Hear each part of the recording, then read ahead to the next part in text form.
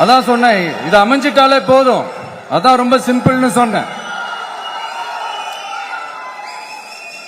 அதனால இங்க டெய்லி நடக்கிற பிரச்சனைகளுக்கு சம்பிரதாயத்துக்காக ட்வீட் போடுறதும், சம்பிரதாயத்துக்காக அறிக்கை விடுறதும், சம்பிரதாயத்துக்காக நானும் மக்களோட மக்களா இருக்கிறேன் காட்டிக்கிறதும், சம்பிரதாயத்துக்காக மழை தண்ணியில நின்று போட்டோ எடுக்கிறதும்,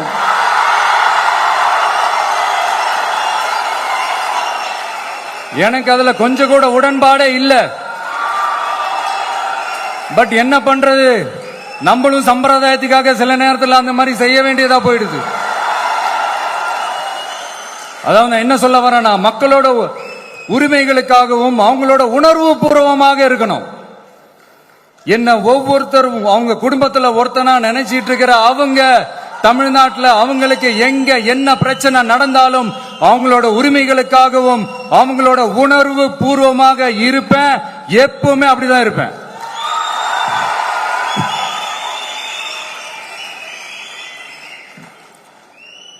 மக்கள் உணர்வுகளை மதிக்க தெரியாத, மக்களுக்கு அடிப்படை சமூக நீதியான பாதுகாப்பை கூட உறுதி செய்ய இயலாத, கூட்டணி கணக்குகளை மட்டுமே நம்பி இருமாப்புடன் 200 வெல்வோம்,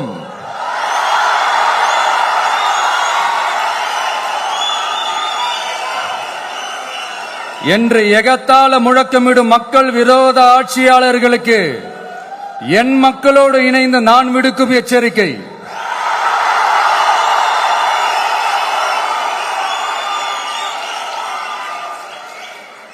நீங்க உங்களோட சுயநலனுக்காக பல வழிகளில் பாதுகாத்து வரும் உங்கள் கூட்டணி கணக்குகள் அனைத்தும் 2026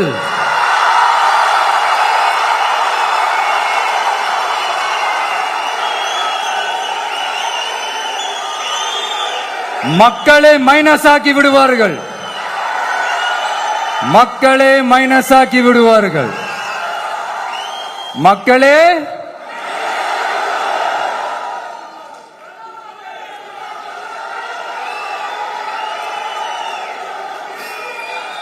எனக்கு இந்த வாய்ப்பு கொடுத்த விகடன் குழுமத்திற்கும் வந்திருக்கும் பெரியோர்களுக்கும் சான்றோர்களுக்கும் மீண்டும் என்னுடைய வணக்கங்கள், மீண்டும் என்னுடைய நன்றிகள். கடைசியா ஒரே ஒரு விஷயம், விடுதலை சிறுத்தைகள் தலைவர் திரு தோல் திருமாவளவன் அவர்கள்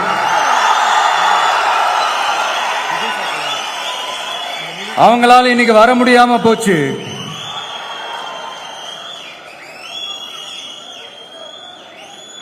அம்பேத்கர் அவர்களுடைய புத்தக வெளியீட்டு விழாவிற்கு கூட அவரால் கலந்துக்க முடியாத அளவிற்கு